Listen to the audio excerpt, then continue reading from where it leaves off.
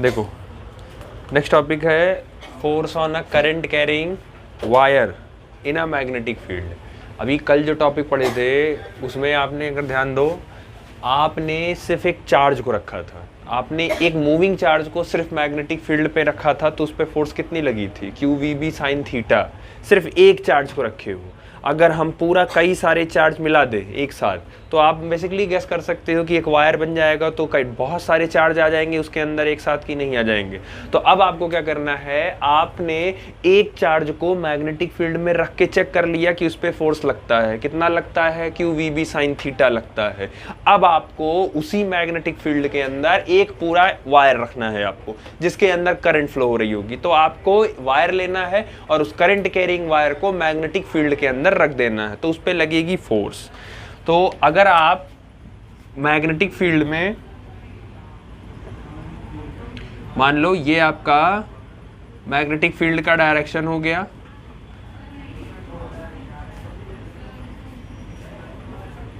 ये हो गया आपका मैग्नेटिक फील्ड, और इसमें आपने वायर रख दिया स्ट्रेट, तो ये रख दिया मैंने इस मैग्नेटिक फील्ड में वायर की जो लेंथ है वो है आपका स्मॉल l, क्योंकि वायर में करंट फ्लो हो रहा है, करंट कैरिंग है, तो मैं वायर में जो करंट फ्लो हो रहा है उसका डायरेक्शन मान ले रहा हूँ ये।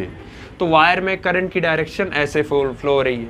दूसरी बात, अगर वायर में करंट की डायरेक्शन, बेसिकली करंट की डायरेक्शन जिधर फ्लो होगी, तो आप बोल सकते हो कि इलेक्ट्रॉन उसके अपोजिट में फ्लो होगा। ठीक है, अब आपको डायरेक्शन निकालना, पहली बात तो आप डायरेक्शन पहले फिगर से निकाल के चेक कर लो डायरेक्शन। तो डायरेक्शन के लिए सबसे पहले क्या किया जाता था, फ्लेमिंग लेफ्ट हैंड रूल निकालिए। मैग्नेटिक फील्ड के डायरेक्शन में कौन सी उंगली रहेगी, सेंटर फोर फिंगर रहेगी आपकी आगे वाली, इसको ऐसे रख लो। ठीक, अब उसके बाद करंट का डायरेक्शन देखो जिधर करंट का डायरेक्शन वही उसके पूरे लेंथ का भी डायरेक्शन वही माना जाता है। तो करंट का डायरेक्शन रखो ऐसे है, कहाँ है, अब फोर्स देखो ऑटोमेटिक कहाँ रहा है, बाहर। या दूसरा अगर आप कर सकते हो, तो अगर करंट इधर जा रहा है तो करंट के उल्टा कौन ट्रेवल कर रहा होगा, करंट के उल्टा कौन ट्रेवल कर रहा होगा, इलेक्ट्रॉन। यानी इलेक्ट्रॉन की वेलोसिटी कहीं ना कहीं, इलेक्ट्रॉन की वेलोसिटी इधर है कि नहीं है। तो आप हालांकि हर बार वेलोसिटी से ही डील करते आए हो, करंट से नहीं डील किए हो, तो आप वेलोसिटी से ही डील करो, कोई दिक्कत नहीं उसमें भी। तो आप क्या है, मैग्नेटिक फील्ड के डायरेक्शन में आप इसको रखिए,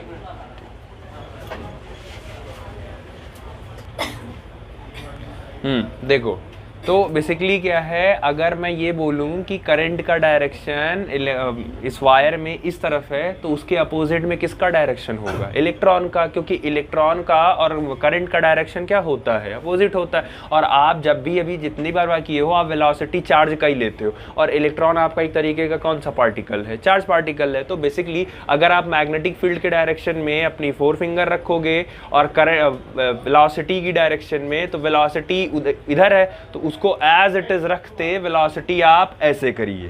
तो जब ऐसे करोगे तो जो फोर्स लग रही है वायर पे वो कहाँ लग रही है, अंदर के साइड लग रही है ना। लेकिन अब मैं बना नहीं सकता अंदर, तो क्या है, इस पे जो फोर्स लग रही है वो मैं पेन से बना दे रहा हूँ। ठीक है, लेकिन आप जाने रहिएगा कि एक्चुअल में इस पे जो फोर्स लग रहा है वो अंदर की साइड है, लेकिन फिगर में क्योंकि 3D है ना, इनवर्ट तो बना नहीं सकते, तो इसीलिए ऐसे बना दिया। समझ आया ना, एक्चुअल फिगर ये ऐसे है, ये ऐसे है। करंट मैग्नेटिक फील्ड ऊपर है, करंट का वेलोसिटी, जो भी वेलोसिटी की जो डायरेक्शन है चार्ज का वो ऐसे है, तो जो आपका फोर्स है वो देखो इनवर्ड, अंगूठा अंदर की तरफ जा रहा है। तो प्लेन के अंदर तो हम बना नहीं सकते उसको, तो इसीलिए इसको बाहर ऐसे करके दिखा दिए कि ये अंदर शो कर रहा है। समझ में आया? हाँ, तो देखो इस पे फोर्स आपका अंदर की तरफ है, तो वो समझा दिया कि ये फिगर कुछ ऐसे बना है आपका। ठीक है, तो अब क्योंकि 3D है तो दिखा नहीं सकते कि बोर्ड के अंदर जा रहा है, तो बस आप ध्यान रखिएगा फोर्स अंगूठा अंदर है तो मतलब फोर्स अंदर हो गया। ठीक है, ये हो गया। अब छोटी छोटी चीजें इसमें ध्यान दो, ये आपका पूरा वायर है, पूरा वायर है, तो वायर के अंदर इलेक्ट्रॉन प्रेजेंट होंगे कि नहीं प्रेजेंट होंगे, वायर के अंदर इलेक्ट्रॉन प्रेजेंट होंगे ना। तो वायर के अंदर इलेक्ट्रॉन प्रेजेंट है, अगर मैं एक इलेक्ट्रॉन की बात करूं, एक इलेक्ट्रॉन की, तो क्या वो एक इलेक्ट्रॉन मैग्नेटिक फील्ड में रखा है कि नहीं रखा है। और जब चार्ज पार्टिकल, कोई भी चार्ज जब मैग्नेटिक फील्ड में रखा होता है तो उस पर कितना फोर्स लगता है, q we B sine theta लगता है, अभी किए हो तो इस, यानी अगर एक पे q we B sine theta लग रहा होगा तो सारे इलेक्ट्रॉनों पे कौन सा फोर्स लग रहा होगा, q we B sine theta, क्योंकि सारा का सारा इलेक्ट्रॉन मैग्नेटिक फील्ड में रखे हो। तो यहाँ का जो इस वायर के अंदर का जो सारा इलेक्ट्रॉन होगा वो एक फोर्स एक्सपीरियंस करेगा, that is q v cross B. इसको कल कराया था ना। तो इसके अंदर, इस वायर के अंदर जितने भी इलेक्ट्रॉन होंगे वो एक मैग्नेटिक फोर्स को एक्सपीरियंस करेंगे, और कितना मैग्नेटिक फोर्स को एक्सपीरियंस करेंगे, क्यू वी बी। ठीक है, वेक्टर फॉर्म में इसको लिख दिया। दूसरा, अगर मैं ये कहूं कि इस वायर में टोटल, इस वायर में n नंबर ऑफ इलेक्ट्रॉन है, n नंबर ऑफ इलेक्ट्रॉन है, क्योंकि वायर के अंदर कितने इलेक्ट्रॉन है हमें नहीं पता ना, तो वायर का जितना भी वॉल्यूम होगा, मैंने उसमें टोटल कितने इलेक्ट्रॉन मान लिए, n इलेक्ट्रॉन मान लिए, और पूरे अब कंडक्टर मतलब स्मॉल n इलेक्ट्रॉन प्रेजेंट है इस वायर के वॉल्यूम में, जितना भी इस वायर का वॉल्यूम होगा उसमें n इलेक्ट्रॉन प्रेजेंट है, तो पूरे कंडक्टर में कितने इलेक्ट्रॉन होंगे, जितना वायर का वॉल्यूम और जितना इलेक्ट्रॉन माने हैं, तो पूरे वायर का वॉल्यूम क्या हो जाएगा V, और वायर कितने इलेक्ट्रॉन हम माने हैं N, तो ये पूरे कंडक्टर का निकल जाएगा कि पूरे कंडक्टर में इतने इलेक्ट्रॉन प्रेजेंट हैं। समझ आया?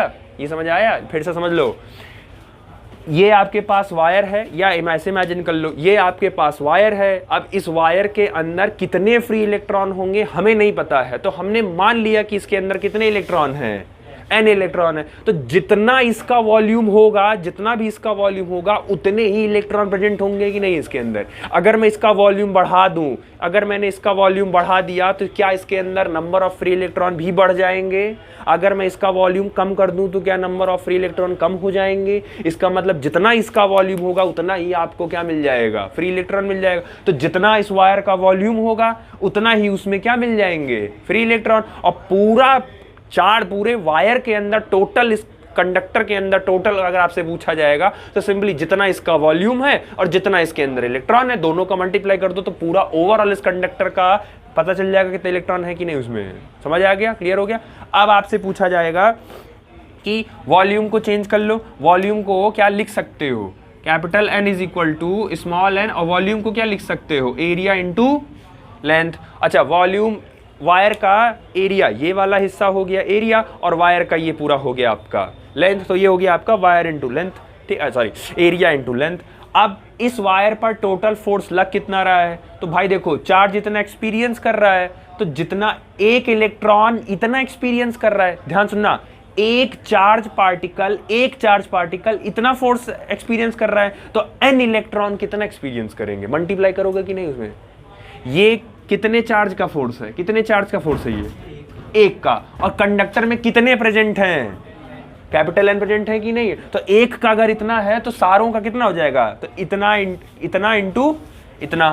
तो अगर आपको टोटल फोर्स चाहिए, F नेट चाहिए, तो एक इलेक्ट्रॉन, एक चार्ज पार्टिकल पर इतना फोर्स लग रहा है, और आपके पास टोटल प्रेजेंट कितने हैं, n इलेक्ट्रॉन, आपके पास टोटल n प्रेजेंट है, तो मल्टीप्लाई कर दिया n से।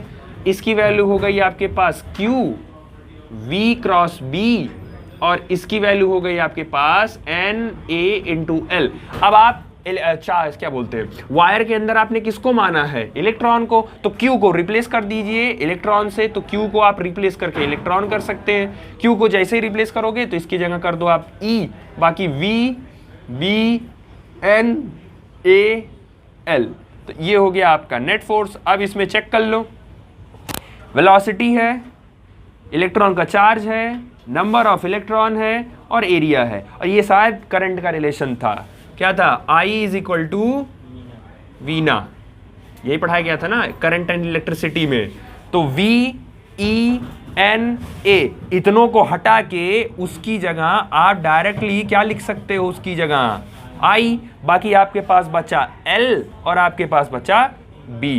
यानी कि किसी भी कोई भी वायर अगर मैग्नेटिक फील्ड में रखा है तो उस पे फोर्स कितना लगेगा, ILB। याद करने का तरीका लोग उल्टा याद कर लेते हैं, बिल आप चाहो तो याद कर लो। तो ये हो गया उसका स्केलर फॉर्म।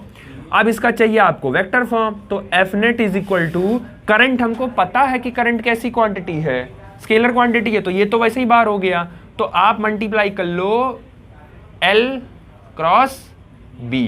अब L क्रॉस B, इसका मतलब L क्रॉस B का मतलब क्या होता है, A क्रॉस B, और A क्रॉस B क्या होता है, AB साइन थीटा। तो L क्रॉस B क्या लिख सकते हो, LB साइन थीटा।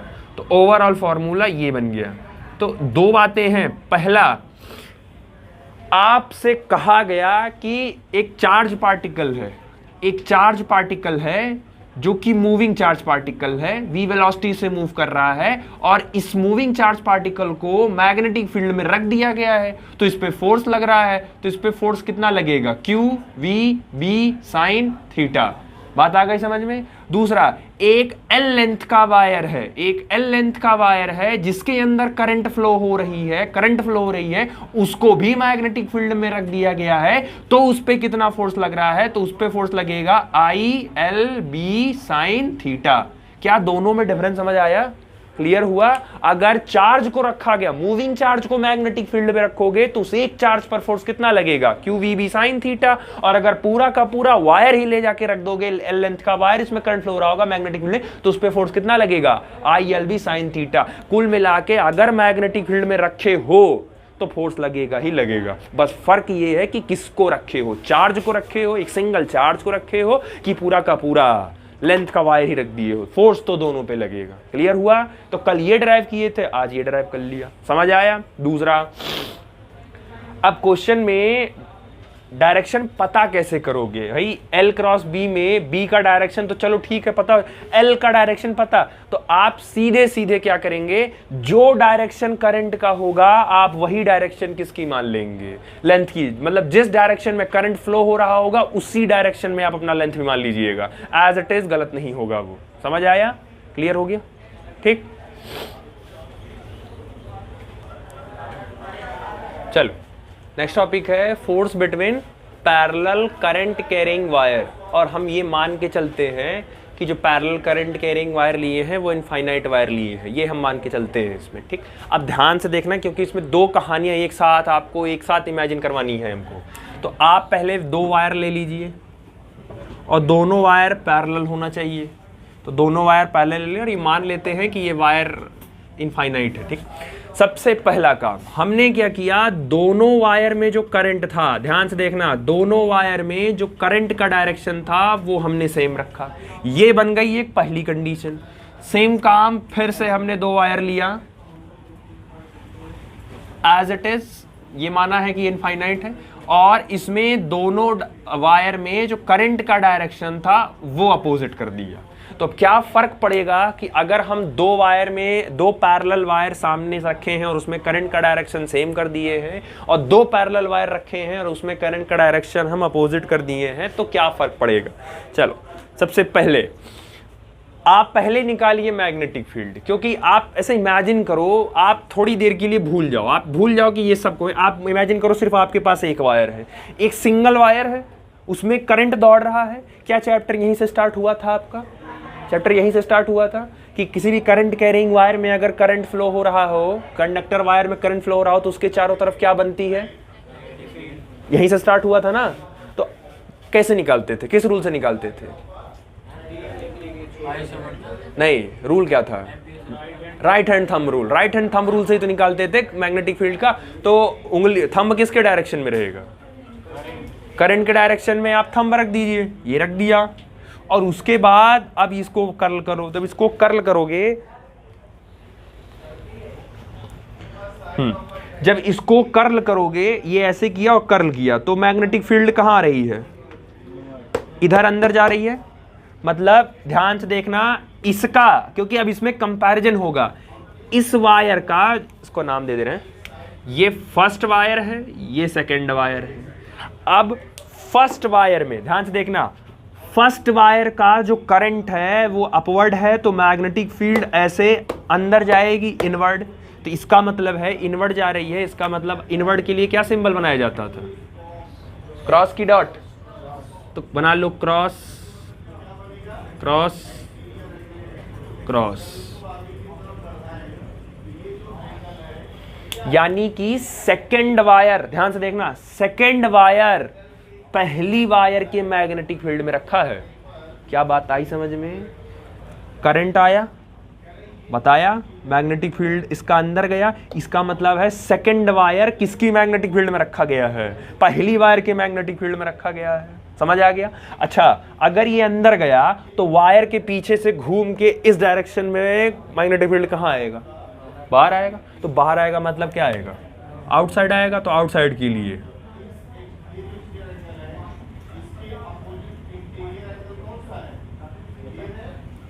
कोई दिक्कत? अब जरा दूसरा वाले वायर के साथ करो, सेकंड वायर के साथ करो। सेकंड वायर के साथ करोगे तो सेकंड वायर ये रहा, इसका करोगे तो मैग्नेटिक फील्ड इसका अंदर जाएगा, इसका अंदर गया तो इसका बना दिया क्रॉस क्रॉस क्रॉस और क्रॉस। अब जब ये अंदर गया है तो अभी उधर से बाहर निकलेगा कि नहीं निकलेगा, तो उधर से बाहर आएगा कि नहीं आएगा। तो जब उधर से बाहर आएगा तो इसका बाहर वाले का क्या कर दिया,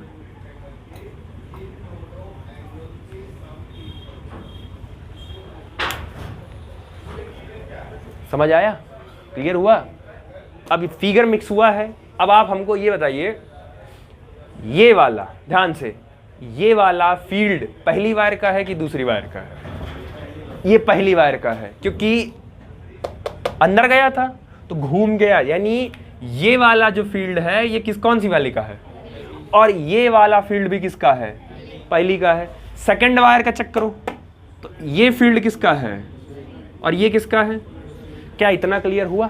अब आप ये बताइए, एक फील्ड अंदर जा रही है, एक फील्ड बाहर आ रही है, दोनों फील्ड अपोजिट है कि नहीं अपोजिट है, और अपोजिट में कैंसिल हो जाएगा, और कैंसिल हो जाएगा तो दोनों वायर एक दूसरे पे तुरंत क्या कर जाएंगे, अट्रैक्ट कर जाएंगे। यानी कि ये दोनों वायर पर, इस वायर पर इस डायरेक्शन में और इस वायर में इस डायरेक्शन पर एक कौन सी फोर्स लगेगी, अट्रैक्शन की फोर्स लगेगी, और दोनों वायर एक दूसरे से क्या हो जाएंगे, चिपक जाएंगे। तो अब आपको यह याद रखना है कि अगर दो पैरेलल वायर हैं, दोनों वायर में अगर करंट का डायरेक्शन सेम है तो दोनों वायर एक दूसरे से क्या कर जाएंगे, चिपक जाएंगे। तो अगर एक चिपक रहा है तो दूसरा अट्रैक्ट रिपल करेगा। तो रिपल कैसे करेगा वो भी चलो, उसका भी चेक कर लो। चलो इनका चेक करो, इसमें भी वायर 1 और 2 मान लो, ये पहला वायर हो गया, ये दूसरा वायर हो गया। अब इनको इनसे मत रिलेट करना, ये इनका हो गया कहानी। अब इनका चेक करो खाली अकेले, करंट का डायरेक्शन कहाँ है, ऊपर, ये जाएगा मैग्नेटिक फील्ड अंदर, तो मैग्नेटिक फील्ड अंदर गया तो क्रॉस की डॉट तो अंदर गया। ये कौन सी वायर का मैग्नेटिक फील्ड है, पहली की दूसरी, पहली। अरे इसी का तो है, तो पहली का ही तो है, ये तो पहली का हुआ। अब इधर से अंदर गया है तो भी घूम के इधर से बाहर निकलेगा कि नहीं निकलेगा, इधर से बाहर निकलेगा तो इसके लिए क्या बनाओगे,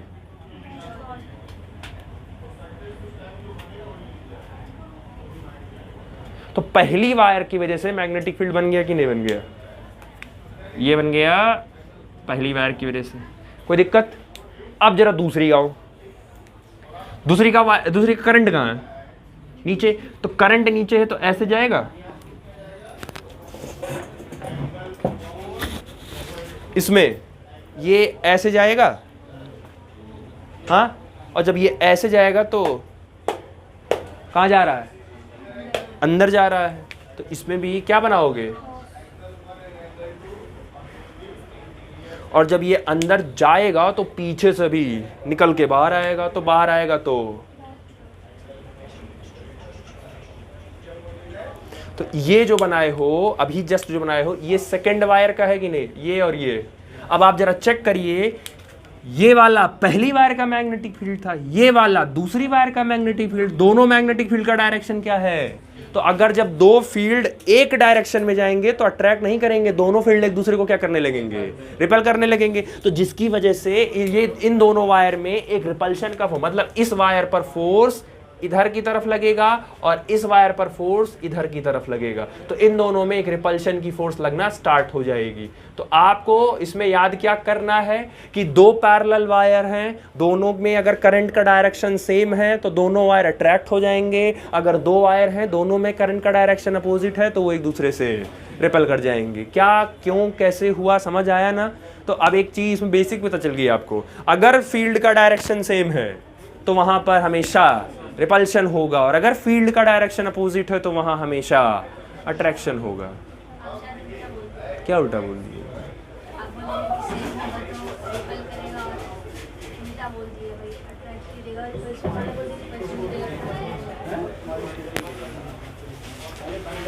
तो अगर सेम डायरेक्शन होगा तो अट्रैक्ट करेगा, अगर हो गया होगा तो ठीक है। अगर सेम डायरेक्शन में करंट होगा तो वायर अट्रैक्ट कर जाएंगे, और अगर डिफरेंट डायरेक्शन में करंट होगा तो वायर दोनों एक दूसरे से रिपल कर जाएंगे। ये बेसिक याद रखिएगा, क्योंकि MCQ, fill in the blanks, assertion reason कहीं से भी वो क्रॉस करके करेंगे। फिगर समझ आ गया किसमें क्या करना है, समझ आ गया। बाकी अगर मैग्नेटिक फील्ड का डायरेक्शन सेम होगा तो रिपल्शन होगा, और अगर मैग्नेटिक फील्ड का डायरेक्शन अपोजिट होगा तो वो एक दूसरे को अट्रैक्ट ही करते हैं। समझ आया, क्लियर हुआ। देखो ये है पहला वायर, ठीक है, उसको बंद कर दो। ये है तुम्हारा पहला वायर। हमको ये बताओ पहला वायर किसके मैग्नेटिक फील्ड में रखा है? पहला वायर किसके मैग्नेटिक फील्ड में रखा है? दूसरे वायर के मैग्नेटिक फील्ड में रखा है। तो दूसरे वायर के में मैग्नेटिक फील्ड में रखा है, तभी तो इसके ऊपर फोर्स लग रहा है। तो इसके ऊपर जो फोर्स लग रहा है वो किसका मैग्नेटिक फील्ड लगा रहा है? दूसरे वाले का। तो इसका मतलब है force on first wire due to second wire. समझ आया। अब जरा दूसरा वाला, यहाँ जगह नहीं है इसलिए मैं इसको नीचे लिख दे रहा हूँ।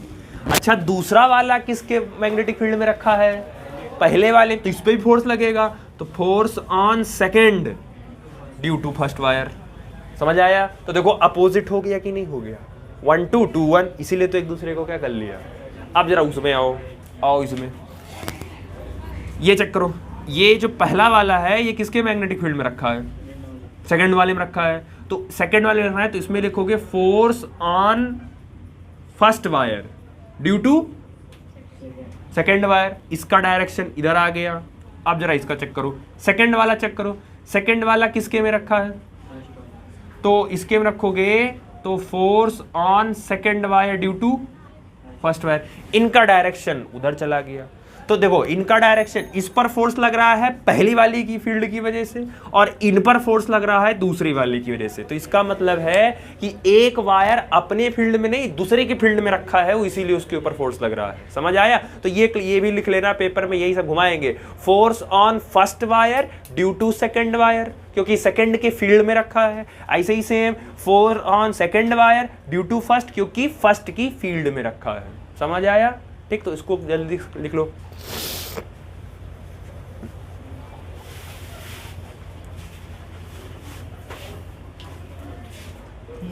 चलो अब नीचे लिखो एक लाइन। अब जो लिख रहे हो उसको भी ध्यान से पढ़ना कि लिख क्या रहे हो और क्या कैसे है।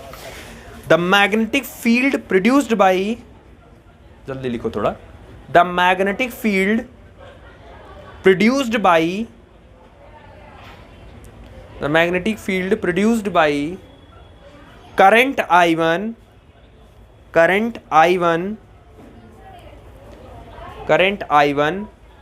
at any point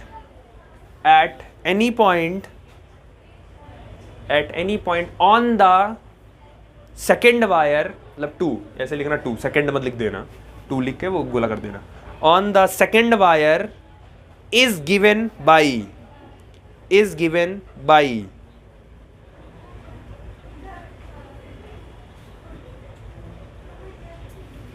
तो अब क्या लिखे हो? The magnetic field produced by the current I1, जो करंट I1 की वजह से मैग्नेटिक फील्ड प्रोड्यूस हो रही है। अब जैसे I1 क्या है ना, देखो इसको I1 बोला गया है और इसको I2 बोला, क्योंकि ये फर्स्ट वायर था तो उसमें करंट I1 कर दिया, ये सेकंड वायर था तो उसको करंट I2 कर दिया। सेम यहाँ भी फर्स्ट वायर था तो करंट I1 हो गया और सेकंड वायर था तो करंट I2 हो गया। तो आपने लिखा है the magnetic field produced by the current I1। इस I1 करंट की वजह से जो मैग्नेटिक फील्ड प्रोड्यूस्ड हो रहा है किसी पॉइंट पे, at any point on the second wire पर जो प्रोड्यूस हो रहा है इज गिवन बाय। अच्छा, इनवर्ड है कि आउटवर्ड? पहले वायर की वजह से जो फील्ड बन रही है जो सेकंड वायर में रखी गई है, तो पहली वायर का मैग्नेटिक फील्ड कहाँ है? इनवर्ड है ना। तो इनवर्ड है तो आप पहली वायर का पहले मैग्नेटिक फील्ड लिखो तो B1। वायर कैसा है? इनफाइनाइट। और इनफाइनाइट वायर की वजह से मैग्नेटिक फील्ड कितना बनता है? μ0/4 पाई इंटू 2I। अच्छा, कौन सा I रहेगा? कौन से I की वजह से फील्ड बना है? I1 की वजह से V1 बनेगा ना, तो 2I1 अपॉन, और दोनों दोनों के बीच की जो डिस्टेंस है, दोनों वायर के बीच की जो डिस्टेंस है उसको स्मॉल डी माना गया है। ठीक है, दोनों वायर के बीच में जो डिस्टेंस है उसको स्मॉल डी बोला गया है। तो 2I1 अपॉन डी, ये बायो सेवर्ट लॉ में जब ड्राइव करा रहे थे तो वहां करवाए थे। तो I1 जो पहली वायर थी, पहली वायर ने जो मैग्नेटिक फील्ड बनाया उसमें सेकेंड वायर रखा है, तो I1 ने जो करंट बनाया, जो भी I1 करंट थी उसकी वजह से कौन सा फील्ड बना, B1, मैग्नेटिक फील्ड B1। अच्छा, ये पहली वायर का करंट आउटवर्ड है, मैग्नेटिक फील्ड इनवर्ड है कि आउटवर्ड है, इनवर्ड है। तो ब्रैकेट में आपको दिखाना भी पड़ेगा कि मैग्नेटिक फील्ड कैसा है, इनवर्ड है। ठीक, तारो लिखो लिखो। ठीक है, समझ समझ के करो तो ज़्यादा सही है ना, समझना भी चाहिए चीज़ों को।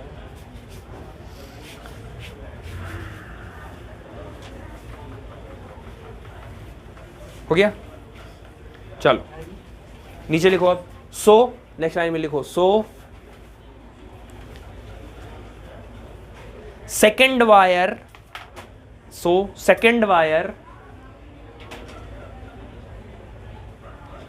Second wire I2, second wire I2 is placed in a, so second wire is placed in a magnetic field of first wire. So second wire I2 is placed in a magnetic field of first wire. क्या line clear हुआ? Second wire यही है, देखो second wire यही है। Second wire किसके magnetic field में रखा गया है, पहले के मैग्नेटिक फील्ड में रखा गया। वही लाइन लिखी हो कि सेकेंड वायर जो I2 है वो प्लेस्ड रखा गया है magnetic field of first wire, पहले फील्ड के, पहले वायर का जो फील्ड है उसमें सेकेंड वायर को रखा गया है। ठीक, फिर नीचे नेक्स्ट लाइन में सो अगर, सुनो अगर मत लिखना, अगर सेकेंड वायर पहली वायर के मैग्नेटिक फील्ड में रखा है तो क्या इस वायर पर फोर्स लगेगा, लगेगा ना, और वो फोर्स एक्सपीरियंस करेगा। कितना फोर्स लगेगा, हाँ अभी तो पढ़े, वायर है ना, पूरा लेंथ है कि नहीं वायर के पास, और वायर जब एक वायर L लेंथ का वायर होता है, जब वो मैग्नेटिक फील्ड में रखता है, लगा रखा होता है, तो उस पर कितना फोर्स लगता है, बेल साइन थीटा ही तो लगता है। बस अब डिपेंड करता है कि किसके फील्ड में। तो फिलहाल हमारा जो फील्ड, हमारा जो सेकेंड वायर है वो पहली वाली के मैग्नेटिक फील्ड में रखा है, तो इसके ऊपर मैग्नेटिक फोर्स लगेगा ही लगेगा। ठीक, तो नीचे लिखो फिर, so second wire experiences a force, so second wire experiences a force, second wire experiences a force. हो गया। अब सेकेंड वायर पर फोर्स की बात हो, ध्यान से देखना, सेकेंड वायर की बात हो रही है, तो सेकेंड वायर पर जो फोर्स लगेगा वो किसकी वजह से लगेगा, पहले की वजह से। अच्छा, लगता कितना फोर्स है, बिल साइन थीटा लगता है, तो मतलब IBL साइन थीटा। तो आई किसका लोगे, सेकेंड वायर का कि फर्स्ट वायर का, सेकेंड वायर का। मैग्नेटिक फील्ड लोगे फर्स्ट वायर का ना, क्योंकि रखा फर्स्ट के में गया है। करंट तो अपना ही लोगे ना, करंट तो आप अपना ही, अभी जो पिछला फिगर था, पिछले फिगर में लेंथ जो आपने बनाई थी उसी का तो करंट आपने यूज किया है, तो वायर में जो करंट दौड़ेगा वो तो वही लोगे, I2 और इसके बाद I, लेकिन जो किसके मैग्नेटिक फील्ड में वो रखा है, किसके मैग्नेटिक फील्ड में रखा है, वो पहले वाले के। तो यहां क्या हो जाएगा, I2, और यहां क्या हो जाएगा B1, क्योंकि रखा किसके में है, B1 में। बाकी वायर की लेंथ आपकी L थी, तो IB1 और इंटू साइन थीटा। क्या, तो अरे इनफाइनाइट सी भले थी, लेकिन वो मानना पड़ेगा ना हमको, L लेंथ अब इनफाइनाइट बोला जाता है, इसका मतलब ये नहीं कि कभी खत्म ही नहीं होगा, वो हम कॉपी के लिए मानते हैं कि इनफाइनाइट है, उतना मान लिया जाता है, क्योंकि काट के DL लाओगे ना छोटा सा, तो उतना मान लिया जाता है कि L लेंथ है। ये समझ में आया। Force on second due to first, current अपना ही रखना है, किसके फील्ड में रखे हो उसका फील्ड रखना है, बाकी L sine theta as it is जैसे था आपका। समझ आया, क्लियर हुआ। चलो उतारो जल्दी से, जल्दी करो।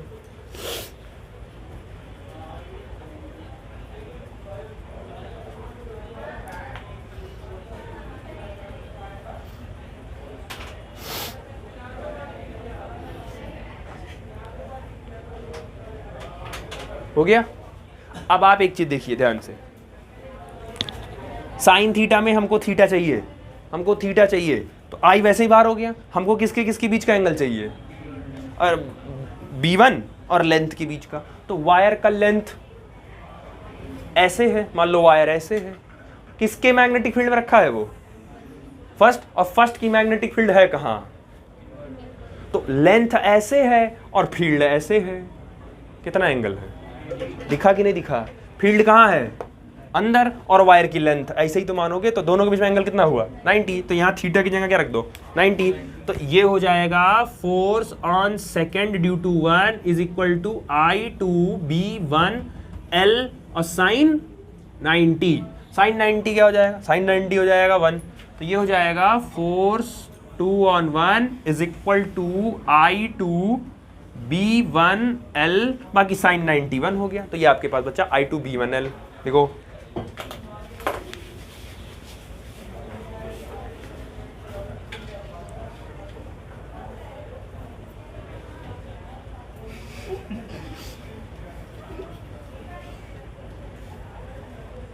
हो गया।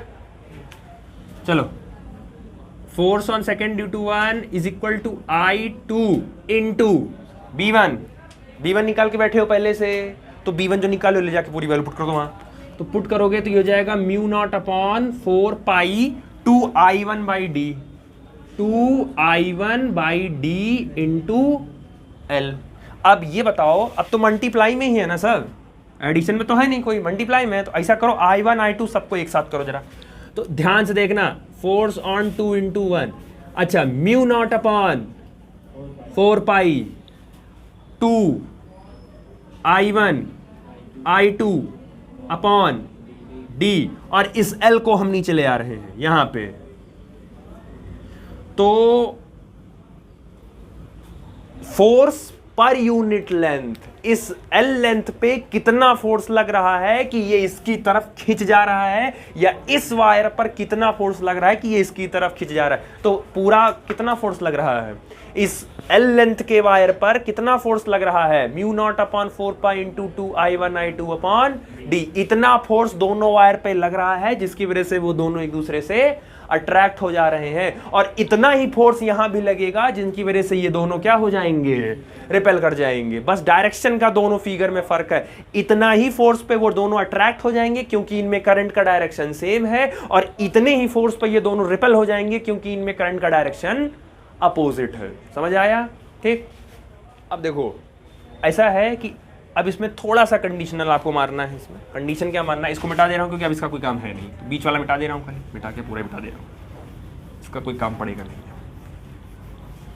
अब देखो, इफ अगर हम I1 is equal to I2 is equal to 1 ampere, हम दोनों वायर में जो यहां हम 2 वायर बनाए थे, इन दोनों वायर में जो करंट है, करंट कितना फ्लो करा दे 1 एम्पियर। तो दोनों वायर में मैंने करंट सेम फ्लो करा दिया, और दोनों वायर के बीच में जो डिस्टेंस थी वो मैंने 1 मीटर रख दी। तो अगर मैंने 1 मीटर रख दी तो mu naught upon 4 pi force on 2 upon into L. तो म्यू नॉट अपॉन 4 पाई की वैल्यू कितनी होती है 10 to the power -7 into 2। I1 I2 की वैल्यू कितनी है 1 इंटू 1, और अपॉन डी की वैल्यू भी कितनी है 1। तो force on 2 due to 1 is equal to, ये हो गया 2 into 10 to the power -7। Force की यूनिट हो गई न्यूटन, लेंथ की यूनिट हो गई मीटर, तो क्योंकि नीचे है तो पड़ जाएगा पर मीटर। इसका मतलब है कि इतने फोर्स से जब 1 एम्पियर की करंट, अब ध्यान सुनना, जब 1 एम्पियर की करंट और 1 मीटर की डिस्टेंस पे दोनों वायर को रखे रहोगे तो दोनों वायर एक दूसरे को इतने फोर्स से खींच लेंगे अपनी तरफ, अट्रैक्ट कर जाएगा। और सेम ऐसे ही अगर दोनों में करंट का डायरेक्शन अपोजिट हुआ तो वही 1 एम्पियर की करंट 1 मीटर का डिस्टेंस, दोनों एक दूसरे को इतने फोर्स से क्या कर जाएंगे, रिपेल कर जाएंगे। समझ आया, क्लियर हुआ, ठीक। चल उतारो उसको, हेडिंग लिखो 1 एम्पियर, डेफिनेशन लिख लो 1 एम्पियर की जो यहां माने 1 एम्पियर लिखो।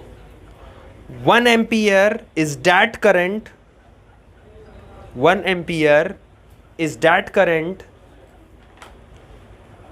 1 ampere is that current which when flows in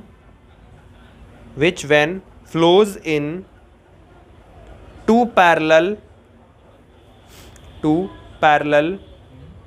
infinite wire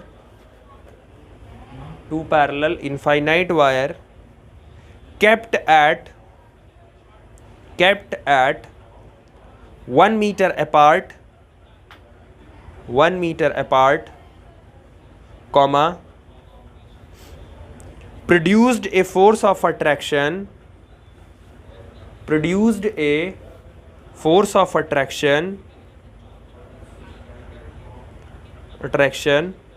unit length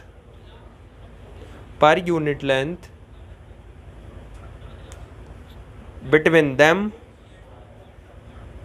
of 2 into 10 to the power minus 7 newton per metre.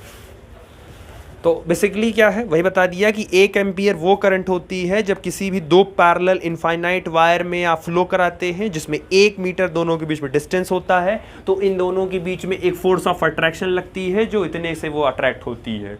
बात आ गई समझ में? तो मॉरल ऑफ द स्टोरी आज और कल का 3 चीज़ है, मिला के याद रखिएगा। अगर किसी भी, फिर से बता दे रहे हैं क्योंकि यही सबसे बड़ी दिक्कत होती है पेपर में। देखो अभी आपको सब समझ में आएगा क्योंकि अभी आपको चल रहा है रनिंग में, जब कर चुके होगे तो बहुत सारे टॉपिक एक साथ आपके पास आएंगे। पहला, अगर आपके पास चार्ज है और इस चार्ज को मैग्नेटिक फील्ड में रख दिया गया है, तो अगर इस चार्ज को मैग्नेटिक फील्ड पे रखा है तो तुरंत उस पर क्या लगना स्टार्ट हो जाएगा? फोर्स। और कितना फोर्स लगेगा? Q we B sine theta. और पहली बात बोले थे साइन थीटा किसके साथ वाला है? वी का perpendicular component D magnetic field के साथ लेना है जो कि आपका वी साइन थीटा। तो आप इसको चाहो ऐसे भी लिख सकते हो, F B is equal to Q, और वी साइन थीटा को एक साथ लिख लो और बी अलग कर लो। तो ये हो गया कि किसी भी चार्ज पार्टिकल को अगर मैग्नेटिक फील्ड पर रखोगे तो इतना फोर्स लगेगा। सेकेंड, अगर किसी भी वायर को रखते हो, किसी भी वायर को जिसका लेंथ L है, और इसको अगर मैग्नेटिक फील्ड में रखते हो तो उस पर जो फोर्स लगेगा, मैग्नेटिक फोर्स लगेगा, वो कितना लगेगा? B I L sine theta. I तो आपका स्केलर क्वांटिटी है, तो बचा सिर्फ आपका, यानी इसको थोड़ा सा अगर आपको लिखना हो तो आप इसको लिख सकते हो I L B sine theta, और वेक्टर फॉर्म में ले जाना होगा इसको अगर, तो वेक्टर फॉर्म में लिख सकते हो आई, और इसको लिख सकते हो एल क्रॉस बी, इसको ऐसे लिख सकते हो। बाकी लेंथ का डायरेक्शन आप वही लेंगे जो आप करंट का, जो करंट का होगा वही लेंथ का उठा लेना। तो ये हो गया। तीसरा, अगर आपके पास दो पैरेलल और इनफाइनाइट वायर हैं, दो पैरेलल इनफाइनाइट वायर हैं, और अगर इनमें दोनों में करंट, तो अगर करंट सेम डायरेक्शन में है, करंट सेम डायरेक्शन है, अगर सेम डायरेक्शन में करंट है तो दोनों वायर एक दूसरे को क्या कर लेंगे? दोनों वायर एक दूसरे को अट्रैक्ट कर लेंगे। कितने के फोर्स से अट्रैक्ट करेंगे? 2 into 10 to the power minus 7 newton per metre, इतने से वो अट्रैक्ट कर लेंगे एक दूसरे को। सेम अगर दो वायर है और दोनों वायर में करंट डिफरेंट डायरेक्शन है, तो डिफरेंट का मतलब हो गया कि क्या है उसका? Different direction. अपोजिट डायरेक्शन में अगर होगा तो उसके तब उन दोनों वायर्स में क्या हो जाएगा? उन दोनों वायर्स में क्या हो जाएगा? रिपल्शन हो जाएगा। और उन दोनों वायर में रिपल्शन भी कितने के फोर्स से होगा? 2 into 10 to the power minus 7 newton per metre, इतने से रिपल कर जाएगा। तो आज और कल में जितना पढ़े हो वो यही चीजें हैं। ठीक, चाहो तो आप आगे नोट्स बढ़ा सकते हो, आपको एक समरी के पॉइंट में याद रहेगा कि 2 दिन में हमने क्या क्या पढ़ा है, लॉन्ग फॉर्म याद रहेगा। ठीक, तो अगर चाहो तो बढ़ा सकते हो।